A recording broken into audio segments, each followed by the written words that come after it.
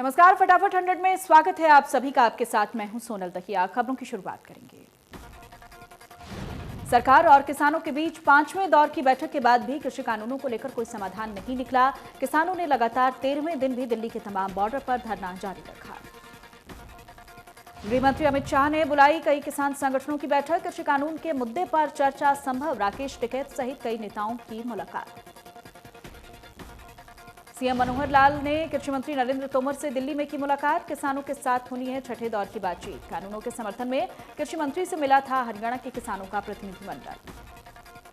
कृषि मंत्री नरेंद्र तोमर से मुलाकात के बाद सीएम मनोहर लाल ने कहा, किसानों से बातचीत चल रही है, कल मीटिंग के बाद पॉजिटिव रिजल्ट आ सकते हैं।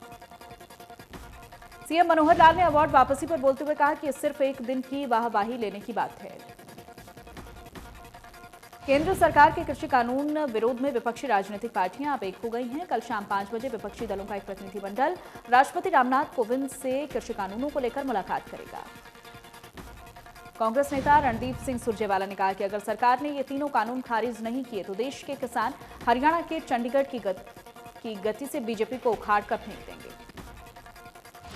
सुरजेवाला ने कहा कि किसान रुकने वाले नहीं हैं। किसान अब जाग गया है। अपनी मांगों को लेकर अब किसान अपने हक के लिए खड़ा है। उन्होंने कहा कि किसान इतनी ठंड में बैठा है, फिर भी सरकार उनकी बात मानने को तैयार नहीं। जब हमारी सरकार सत्ता में थी तब हमने किसानों का हर फसल का अच्छा मूल्य दिया, लेकिन बीजेपी ने 3 नए कानून बनाकर किसानों को बर्बाद करने का काम किया है। हरियाणा में भारत बंद का दिखा मिला जुला असर। चप्पे चप्पे पर दिखा पुलिस का कड़ा पहरा। कई जगह खुले बाजार तो कहीं रहे बंद। टोहाना के गांव में किसानों ने जाम लगाकर सरकार के खिलाफ नारेबाजी की और प्रदर्शन किया। किसानों ने कहा कि अगर सरकार ने कानून वापस नहीं लिए तो किसान आंदोलन को जारी रखेंगे। जाखल में किसानों को पूरा समर्थन मिला है। भारत बंद के चलते बाजार पूरी तरह से बंद रहे। किसानों ने सभी का आभार जताया। किसानों ने कहा कि भारत बंद के आह्वान पर सभी रेहड़ी वालों और दुकानदारों ने दुकानें बंद रखकर किसानों को समर्थन दिया है। सभी का धन्यवाद करते हैं। भिवानी में बस सेवा पर भारत बंद का असर दिखा है। लंबे रूट पर बसें बीच रास्ते में ही वापस आ गई। पुलिस ने रूट डायवर्ट कर वाहनों को निकाला। भिवानी दिल्ली मार्ग पर गांव बामला के पास किसान समन्वय समिति के बैनर तले बीच सड़क पर जाम लगाया गया। इसके अलावा भिवानी जींद मार्ग पर गांव धनाना के पास सड़क को जाम कर दिया गया। गुरुग्राम में रोडवेज बसों को बस स्टैंड से रवाना नहीं किया गया। दूसरे जिलों में जाम और किसान आंदोलन को देखते हुए गुरुग्राम से बसें नहीं चलाई गई। बंद का अंबाला में कुछ खास असर दिखाई नहीं दिया। बाजारों में ज्यादातर दुकानें खुली नजर आई तो कुछ दुकानों पर ताले अटके हुए नजर आए। कानून व्यवस्था बनाए रखने के लिए पुलिस ने पुख्ता इंतजाम किए। डीएसपी ने कहा कि दुकानें या बाजार बंद करने को लेकर किसानों की तरफ से किसी भी तरह की जबरदस्ती नहीं की जाएगी। करनाल में किसान एकता जिंदाबाद नारों के साथ किसानों ने प्रदर्शन किया। राजनीतिक पार्टियों और किसान समर्थकों ने बाजार में दुकानें बंद करवाई। असंध में भारत बंद पूरी तरह से सफल रहा। हर जगह चक्का जाम रहा। दुकानदारों ने बिना किसी दबाव के खुद से दुकानों को बंद रखा। कुरुक्षेत्र में कैथल रोड पर किसानों ने जाम लगाया। कुरुक्षेत्र कैथल रोड पर महाराणा प्रताप चौक के पास सड़कों पर बैठकर किसानों ने कृषि कानूनों का विरोध किया। कुरुक्षेत्र में भारत बंद के चलते बाजार बंद दिखे। कांग्रेस नेता अशोक अरोड़ा सहित कार्यकर्ताओं ने बंद के समर्थन में डोर टू डोर अभियान चलाया। लोगों से सहयोग की अपील की। कांग्रेस नेता अशोक अरोड़ा ने कहा कि किसान आंदोलन बिल्कुल जायज है। कांग्रेस ने किसान आंदोलन को समर्थन दिया है और ये अब जन आंदोलन बन चुका है। कैथल में भारत बंद का पूरा असर दिखा। खाप पंचायतों ने दुकानदारों के आगे हाथ जोड़कर बंद में सहयोग करने का आह्वान किया है। कैथल में किसानों के भारत बंद को लेकर पुलिस अलर्ट है। कानून व्यवस्था बनाए रखने के लिए पुलिस ने इंतजाम किए हैं। वाहनों को अलग अलग रूट पर डायवर्ट किया जाएगा। 7 पुलिस रिजर्व सहित करीब 700 पुलिसकर्मी नजर बनाए हुए हैं। एसपी ने कहा कि आम जनता और किसान प्रशासन से सहयोग करें। भारत बंद का असर सिरसा में देखने को मिला। बस अड्डा परिसर में बस नहीं चलने से यात्रियों को परेशानियों का सामना करना पड़ा। आम दिनों की तुलना में रोडवेज परिसर में सन्नाटा छाया नजर आया। कुछ यात्री बस अड्डे पर जरूर पहुंचे, लेकिन बसें न मिलने से काफी परेशान नजर आए। बस अड्डा परिसर में तैनात कर्मचारियों ने बताया कि अगर सवारी होगी तो बसों को चलाया जाएगा। सिरसा बस अड्डा परिसर में कर्मचारियों ने रोष प्रदर्शन किया। राष्ट्रव्यापी बंद के समर्थन में कर्मचारियों ने काम छोड़ हड़ताल में हिस्सा लिया। सरकारी विभागों में निजीकरण और कृषि कानूनों के विरोध में कर्मचारियों ने नारेबाजी की। केंद्र सरकार से प्रदर्शनकारी कर्मचारियों ने मांग की कि कृषि कानूनों को वापस लिया जाए, सरकारी विभागों में निजीकरण बंद किया जाए। सर्व कर्मचारी संघ के जिला प्रधान और रोडवेज तालमेल कमेटी के सदस्य ने कहा, पहले सरकार कर्मचारियों को विभागों में निजीकरण कर प्रताड़ित कर रही थी। अब किसान विरोधी कानून बनाकर सरकार ने हठधर्मिता का परिचय दिया है।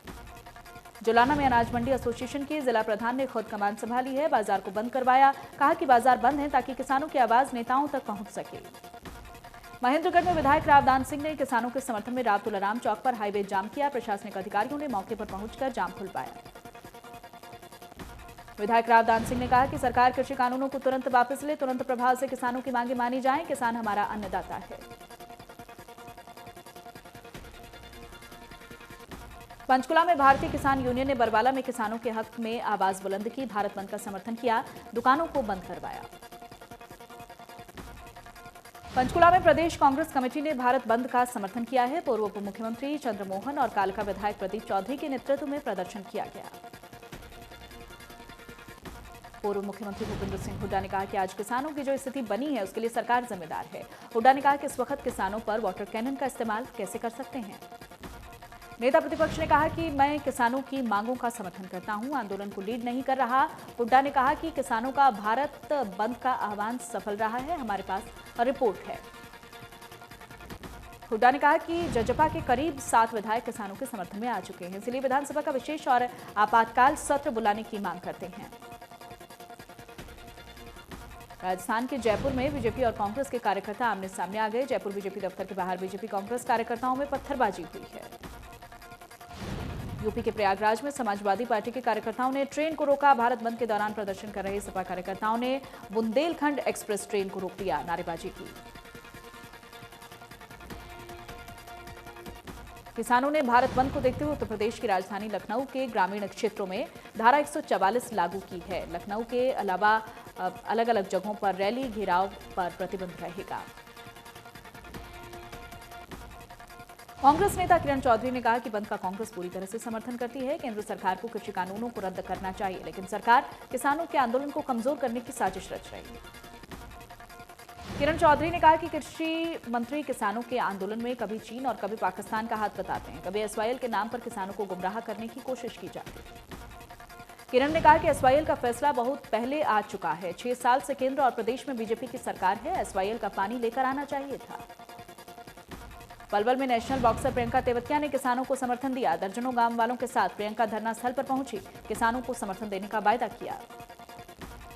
पलवल में कांग्रेस नेता करण दलाल ने कहा, बातचीत के नाम पर बीजेपी सरकार किसानों को गुमराह कर रही है, जिसके परिणाम सरकार को भुगतने पड़ेंगे। दिल्ली यूपी की सीमा गाजीपुर बॉर्डर पर धरने पर बैठे किसानों का कहना है कि जो प्रतिनिधिमंडल सरकार से मिला है वो बीजेपी के लोग हैं जो किसानों को डिवाइड करना चाहते हैं। बैठक में सीएम ने कहा कि हीरो होंडा चौक से उमंग भारद्वाज चौक तक सड़क की चौड़ाई बढ़ाई जाएगी। सड़कों को 30 मीटर से 60 मीटर तक चौड़ा किया जाएगा। पूरे प्रोजेक्ट को पूरा बनने में करीब 200 करोड़ की लागत लगी। सीएम मनोहर लाल ने कहा कि जीएमडीए की आय बढ़ाने के लिए अलग अलग योजना बनाई जानी चाहिए। सीपीआर पर 135 करोड़ की लागत से नई ड्रेन बनाई जाएगी। इस ड्रोन को नजफ कट ड्रेन से मिलाया जाएगा। शीतला माता मेडिकल कॉलेज को लेकर बैठक के दौरान कई फैसलों पर मोहर लगी है। 750 बेड का मेडिकल कॉलेज बनाया जाएगा। सीएम मनोहर लाल की उपस्थिति में जीएमडीए की बैठक में 200 सिटी बस में से 40 बसें फरीदाबाद की हैं और 40 सिटी बसें एफएमडीए को दिए जाने का फैसला लिया गया है। जीएमडीए की बैठक में सीएम ने अधिकारियों को सख्त निर्देश देते हुए कहा, ढीले रवैये पर जवाबदेही तय होनी चाहिए। बैठक में केंद्रीय राज्य मंत्री राव इंद्रजीत के साथ गुरुग्राम के सभी विधायक मौजूद रहे। किसानों के भारत बंद पर सीएम मनोहर लाल ने कहा, किसान शांतिपूर्ण ढंग से प्रदर्शन कर रहे हैं। कृषि कानून किसानों के हित में ही है। पलवल के हैफेड और किसान उत्पादक संगठनों के बीच सहकारिता मंत्री बनवारी लाल की मौजूदगी में एमओयू साइन हुआ। एमओयू के बाद हैफेड शहद और कई तरह के मुरब्बा अपने उपभोक्ताओं को उपलब्ध करवा सकेगा। सहकारिता मंत्री बनवारी लाल ने कहा कि प्रदेश में इस वक्त 29 हैफेड के बिक्री केंद्र और जनवरी के आखिर तक 50 नए हैफेड स्टोर खोले जाएंगे। बनवारी लाल ने कहा कि किसान हैफेड के स्टोर के जरिए अपने उत्पादन को बेच सकेगा, जिसके कारण उनकी आमदनी बढ़ेगी। प्रधानमंत्री नरेंद्र मोदी की सोच है कि किसानों की आय दोगुनी की जाए। बनवारी लाल ने कहा कि हैफेड के जरिए गुणवत्ता का प्रोडक्ट लोगों को मिले, इसके लिए लगातार काम कर रहे हैं। हैफेड के सभी आउटलेट को कंप्यूटराइज किया जाएगा और अब खरीद का बिल मिलेगा। एसटीएफ की गुरुग्राम और सोनीपत टीम को बड़ी सफलता हाथ लगी है। एसटीएफ ने मुठभेड़ के बाद 3 बदमाशों को गिरफ्तार किया। इनके कब्जे से 4 देसी पिस्तौल और भारी मात्रा में जिंदा कारतूस बरामद किए गए हैं। सोनीपत में तेज रफ्तार कार ट्रक से टकरा गई। सड़क हादसे में 3 लोगों की मौत हो गई, कई लोग घायल हो गए। टक्कर इतनी जोरदार थी कि गाड़ी के परखच्चे उड़ गए। हादसे की सूचना मिलने के बाद पुलिस मौके पर पहुंची। घायलों को इलाज के लिए निजी अस्पताल भेज दिया गया। मृतकों की अभी पहचान की जा रही है। फरीदाबाद की डबुआ कॉलोनी में रबड़ की फैक्ट्री में स्क्रैप में आग लग गई। फायर ब्रिगेड ने करीब 1 घंटे मशक्कत के बाद आग बुझाई। किसी के हताहत होने की खबर नहीं है। सोनीपत में भूकंप के झटके महसूस किए गए। देर रात भूकंप के झटके आए। नेशनल सेंटर फॉर सिस्मोलॉजी के मुताबिक रिक्टर स्केल पर इसकी तीव्रता 3.3 मापी गई है। कैथल में पेट्रोल पंप लूटने की योजना बना रहे 5 कुख्यात अपराधी गिरफ्तार। पुलिस ने कब्जे से 5 अवैध पिस्तौल और 51 कारतूस बरामद किए हैं। पुलिस ने जिन बदमाशों को पकड़ा है उन पर 302, 307 सहित कई मुकदमे दर्ज हैं। पहले भी कई बड़ी वारदातों को अंजाम दे चुके हैं। 4 लोग कैथल के रहने वाले हैं, वहीं एक व्यक्ति पंजाब के पटियाला का है। केरल सरकार केंद्र के कृषि कानूनों को सुप्रीम कोर्ट में चुनौती देने की तैयारी में है। केरल सरकार ने इस हफ्ते की सुप्रीम कोर्ट में कृषि कानूनों को चुनौती देने का फैसला किया है। राज्य सरकार ने केंद्र के नए कृषि कानूनों को लागू न करने का फैसला किया है। सरकार का कहना है कि कृषि केवल केंद्र के अधीन नहीं है, बल्कि राज्य को भी तय करना है। इस पर केंद्र एक तरफा फैसला नहीं ले सकता। रतिया में सभी बाजार पूरी तरह से बंद रहे। किसान संगठनों ने शहर में मार्च निकाला। कृषि कानून सरकार से तुरंत वापस लेने की मांग की। रेवाड़ी में नाबालिग लड़की ने अपनी मां के साथ साजिश के तहत बड़ी शातिराना अंदाज में पड़ोसी के घर से लाखों रुपए के जेवरात और नकदी चोरी कर ली। शिकायत के आधार पर दोनों के खिलाफ मामला दर्ज किया गया है। पीड़ित पक्ष का कहना है कि पहले पड़ोस में रहने वाली महिला अपनी 14 वर्षीय बेटी के साथ उसके घर आई, फिर लड़की किसी बहाने से उनके घर आई, जिसके बाद जेवरात और नकदी गायब मिली। गुरुग्राम से मुख्यमंत्री के साथ बैठक के बाद वापस लौटते समय हरियाणा के परिवहन मंत्री मूलचंद शर्मा ने गुरुग्राम फरीदाबाद रोड पर ग्वाल पहाड़ी के पास ओवरलोड डंपर्स को जब्त करवाया है। मूलचंद शर्मा ने मौके पर जिला परिवहन अधिकारी को बुलाकर सभी गाड़ियों के चालान करवाए। अधिकारियों द्वारा ओवरलोड पर लगाम लगाए जाने पर परिवहन मंत्री ने नाराजगी जाहिर की है। परिवहन मंत्री ने गुरुग्राम फेज 1 के प्रभारी को हैंडओवर करवाए 11 ओवरलोड डंपर। मौके पर पहुंची जिला परिवहन अधिकारी धारणा यादव ने कहा है कि सभी का चालान किया जा रहा है। उन्होंने इस दौरान कहा कि मुख्यमंत्री के भ्रष्टाचार मुक्त सपने को पूरा करने के लिए लगातार अभियान चलाया जा रहा है। परिवहन विभाग को भ्रष्टाचार मुक्त करने के बीच कोताही बरतने वाले अधिकारियों पर लगाम लगाई जाएगी। ऑस्ट्रेलिया ने टीम इंडिया को आखिरी T20 मैच में 12 रनों से मात दे दी है। हालांकि भारत ने 3 मैचों की T20 सीरीज 2-1 से अपने नाम कर ली है। भारत ने 3 मैचेस को T20 सीरीज में ऑस्ट्रेलिया पर 3-0 से सूपड़ा साफ करने का मौका गंवा दिया। टॉस हारकर पहले बल्लेबाजी करने उतरी ऑस्ट्रेलियाई टीम ने 20 ओवर में 5 विकेट गंवाकर 186 रन बनाए। टीम इंडिया को जीत के लिए 187 रनों का टारगेट दिया। जवाब में टीम इंडिया ने 20 ओवर में 7 विकेट गंवाकर 174 रन बनाए। भारत की ओर से ऑफ स्पिनर वाशिंगटन सुंदर सबसे सफल गेंदबाज रहे। 34 रन देकर 2 विकेट चटकाए। भारत को खराब फील्डिंग का खामियाजा भी भुगतना पड़ा। देश में 24 घंटे में 26,207 नए केस मिले। 386 मरीजों की मौत हुई। 97,03,000 से ज्यादा कुल केस। 3,82,000 से ज्यादा केस एक्टिव। महाराष्ट्र में कोरोना से एक दिन में 40 मरीजों की मौत। कुल मौत का आंकड़ा हुआ 47,774 के पार। अब भी 75,767 केस एक्टिव। तमिलनाडु में कोरोना से हाहाकार। एक दिन में आए 1,312 नए केस। अब भी 10,000 से ज्यादा केस एक्टिव। 11,809 से ज्यादा की मौत।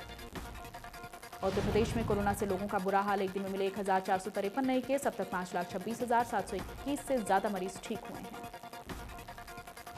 राजस्थान में कोरोना के 21,000 से ज्यादा केस एक्टिव। एक दिन में 1,927 नए केस आए सामने। मरीजों का आंकड़ा हुआ 2,82,000 के पार। आंध्र प्रदेश में एक दिन में आए कोरोना के 316 नए केस। मरीजों का आंकड़ा हुआ 8,72,000 के पार। 5,000 से ज्यादा केस एक्टिव।